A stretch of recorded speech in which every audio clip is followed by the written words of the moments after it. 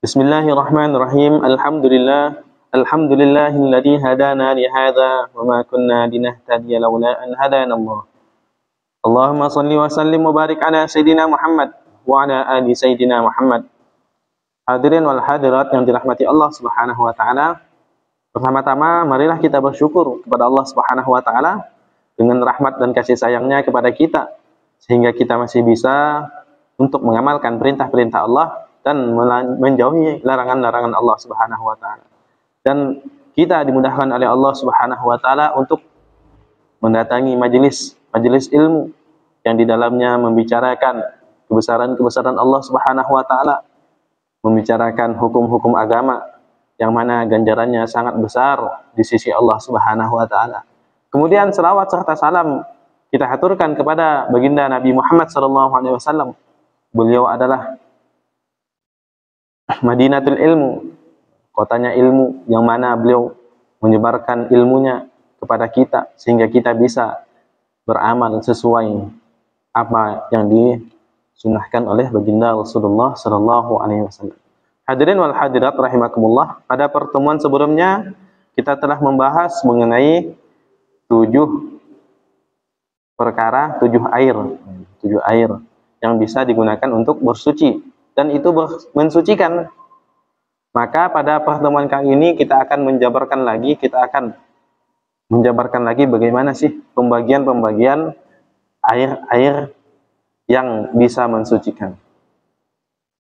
Dari ketujuh air tersebut, ulama ringkaslah menjadi apa saja yang keluar dari bumi dan apa saja yang turun dari langit. Nah, kemudian ulama membagi lagi. Air terbagi menjadi 4 bagian. Yang pertama, kita baca bahasa Arabnya dulu. Sumal miyahu ala arba'ati aqsamin, kemudian air itu dibagi menjadi 4 bagian. Tahirun mutahhirun. Pertama, tahir mutahhir. Air suci dan mensucikan, ghairu makruhin, dan air tersebut tidak makruh untuk digunakan. Jadi air yang suci kemudian mensucikan. Bagaimana? Air tersebut suci, tidak terkena najis atau tidak atau dia ini tidak digunakan untuk mensucikan najis. Kemudian air tersebut mensucikan karena ada air suci tapi tidak mensucikan. Contohnya air kelapa itu suci dan halal untuk kita minum. Tapi air tersebut tidak bisa mensucikan apabila kita terkena junub atau kita hadas kecil, begitu. Maka yang pertama adalah air suci dan mensucikan. Yang biasa juga disebut dengan air mutlak, wahwa al-ma'ul mutlak. Air tersebut dinamakan dengan air mutlak. Yang kedua adalah tahirun mutahhir, suci dan mensucikan, tapi makruh untuk digunakan. Ada air yang suci tapi mensucikan. Dia ini bisa digunakan untuk wudu. Dia ini bisa digunakan untuk mandi janabah. Tapi makruh untuk kita menggunakannya. Karena apa? Di dalamnya ada mengandung mudarat. Ada apabila kita gunakan, nanti ada efek sampingnya. Wahwa al-ma'ul musyammas. Air tersebut dinamakan air yang terkena sinar matahari. Air yang terkena sinar matahari nanti ini makruh digunakan apabila memenuhi beberapa syarat. Maka tadi kita kembali kepada pembagian air yang pertama. Tahirun mutahhirun. Wal aslu fi tuhuriyatil ma' al mutlaq, asli dari kesucian, dalil daripada kesucian air mutlak. Air mutlak ini suci, ini dalilnya apa sih? Dalilnya apa? Riwayat imam siapa? Maka riwayatnya adalah Imam Bukhari. Imam Bukhari telah meriwayatkan dari Sayyidina Abu Hurairah. Ini bukan hanya diriwayatkan oleh Imam Bukhari, tapi sebagian daripada ulama-ulama hadis pun meriwayatkan hadis ini. Dari Sayyidina Abu Hurairah radhiyallahu anhu qala, beliau berkata, qama Arabi. Orang Arab Badui, orang Arab kampung telah berdiri di masjid, fil masjidi, dalam masjid. Arab tersebut, orang Arab Badui tersebut berdiri di masjid. Faqama ilaihi fabala fil masjid. Kemudian dia ini kencing di pojokan masjid. Di dalam masjid dia ini berdiri kemudian kencing. Begitulah orang Arab Badui, tidak tidak terlalu mengerti dengan keadaan atau kehidupan, sehingga dia ini biasa aja kencing di dalam masjid. Padahal di dalam masjid itu dia naik kencing. Faqama ilaihin nas liyaqa'u bi. Maka para sahabat, an-nas itu maksudnya sahabat, berdiri untuk melarang orang tersebut kencing. Faqala Nabi sallallahu alaihi wasallam, maka baginda Rasulullah sallallahu alaihi wasallam bersabda, "Da'uhu wa hariku ala baulihi sajlan mimma." Biarkan aja, selesaikan aja dia kencing itu. Kata Nabi sallallahu alaihi wasallam. Biarkan aja dia kencing. Kemudian setelah dia kencing nanti siramlah dengan air yang banyak di atas tempat kencingnya tersebut. Apabila telah meresap, maka air tersebut akan mensucikan kencingnya tadi. Tapi kalau untuk sekarang, kalau ada yang kencing, maka nggak bisa disucikan seperti itu. Misalnya, ada kalau kucing kencing di masjid kita ini. Kalau di masjid kita ini ada kencing-kencing, maka tidak bisa langsung kita siram dengan air. Karena apa? Di sini lantainya tidak lagi meresap. Pakai keramik, maka tidak bisa langsung disucikan dengan air. Kalau nanti disucikan dengan air, langsung disiram dengan air, itu nantinya makin susah kita untuk mensucikannya. Karena apa? Karena air najis itu masih berbentuk najis, berbentuk air. Kemudian kita siram dengan air, maka air tersebut yang najis itu akan menjadikan air siraman kita menjadi najis juga. Karena apa? Wa huwa ma'ul qalil. Air yang kita gunakan untuk menyiram itu adalah air yang sedikit.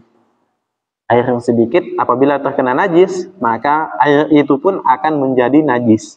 Makanya kalau untuk sekarang kalau ada air kencing kucing atau air kencing lainnya, maka kita hilangkan dulu ainul najisnya, kita hilangkan dulu airnya, baru kita nanti bersihkan. Kita bersihkan sampai hilang najisnya.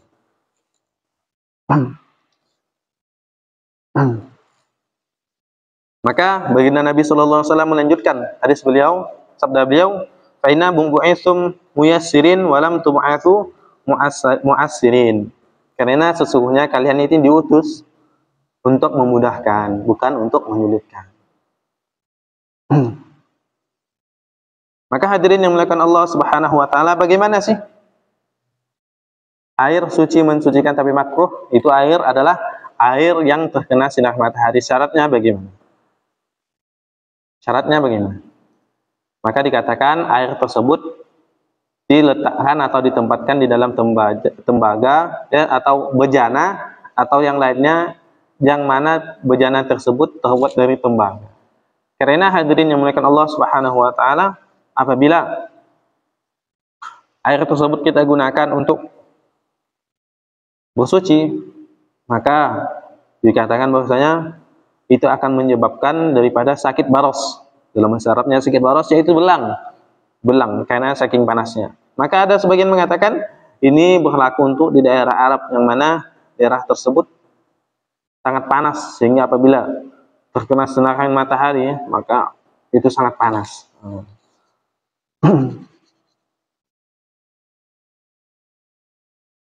Yang kemudian yang ketiga, air tahirun ghairu mutahhir wa huwa ma'ul musta'mal. Ada juga yang ketiga, air yang suci tapi tidak bisa mensucikan. Dia ini suci, tapi tidak bisa mensucikan. Karena apa? Air tersebut telah digunakan untuk bersuci. Apabila kita wudu, maka air basuhan pertama yang menetes dari wudu kita tersebut, maka air itu akan menjadi air musta'mal. Dan air musta'mal tidak bisa untuk digunakan lagi untuk berwudu. Tapi apabila kita untuk gunakan yang lainnya, masih bisa. Tapi untuk bersuci lagi, maka tidak bisa digunakan. Begitu penjelasannya. Kemudian apabila kita masih kepengen untuk menggunakan air musta'mal sebagai alat untuk bersuci, maka masih bisa satu cara. Bagaimana caranya? Air tersebut kita tampung sampai melebihi 2 kulah. Apabila setelah sampai 2 kulah, maka meskipun air tersebut telah menjadi musta'mal, telah digunakan untuk bersuci, maka air tersebut kita bisa gunakan untuk bersuci karena telah melebihi 2 kula. Syaratnya itu tadi yang air mustakmal itu hanya kurang dari 2 kula. Paham tuh? Masya Allah. Kemudian yang keempat,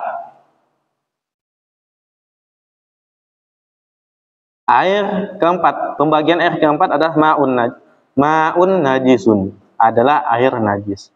Air yang di dalamnya terkena najis.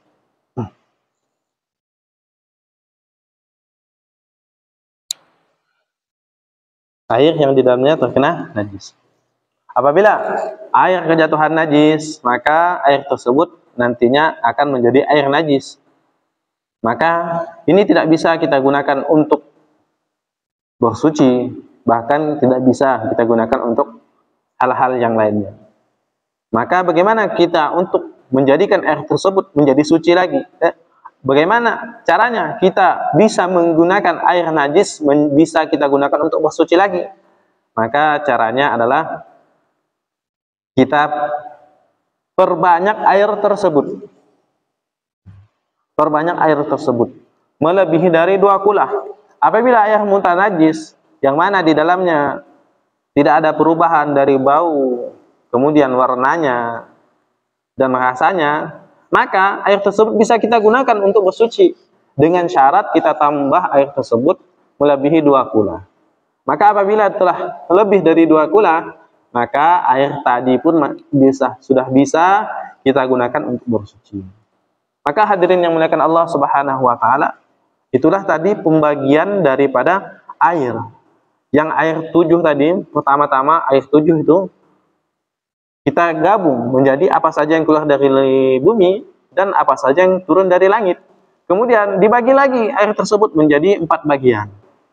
Air suci mensucikan, kemudian air suci mensucikan tapi makruh untuk digunakan. Kemudian yang ketiga, air suci tapi tidak mensucikan, yaitu air mustakmal.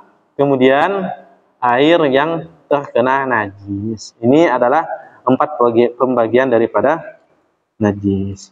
Maka hadirin yang muliakan Allah Subhanahu wa taala, ini masalah taharah, masalah bersuci.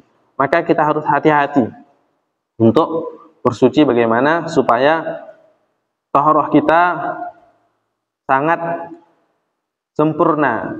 Apabila kita istinja, buang air kecil atau buang air besar, ini harus kita perhatikan bagaimana sih caranya buang air kecil dan buang air besar. Maka hadirin yang Allah Subhanahu wa taala, baginda Nabi sallallahu alaihi wasallam mengajarkan kepada kita seluruh aspek kehidupan, dari yang kecil sampai yang besar, semua baginda Nabi sallallahu alaihi wasallam jelaskan kepada kita.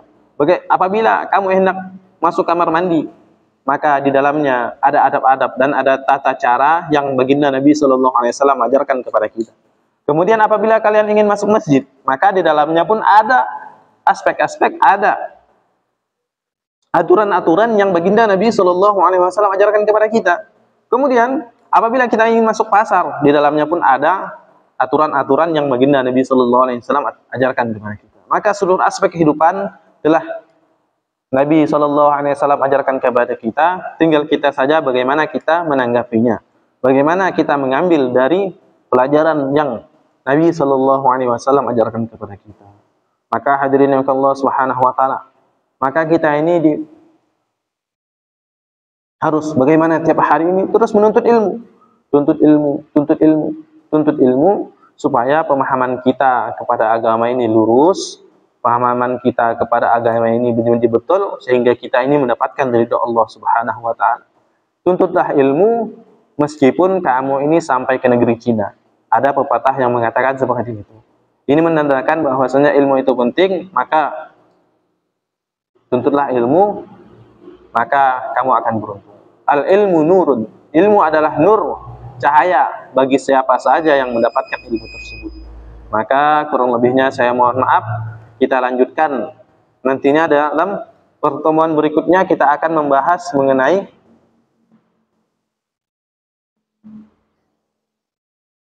barang-barang apa saja yang bisa kita sucikan. Kulit, bagaimana cara mensucikan kulit apabila telah menjadi bangkai. Itu nanti kita akan bahas pada pertemuan berikutnya. Maka hadirin yang dimuliakan Allah Subhanahu Wa Taala, pertemuan kita ini akan kita selenggarakan, akan kita buat selama 3 hari sekali. 3 hari sekali akan kita buat nanti kajian rutinan kitab Tauhid min adillati matil ghayah wa taqlib. Maka kurang lebihnya saya mohon maaf. Wabillahi taufiq wal hidayah. Assalamualaikum warahmatullahi wabarakatuh.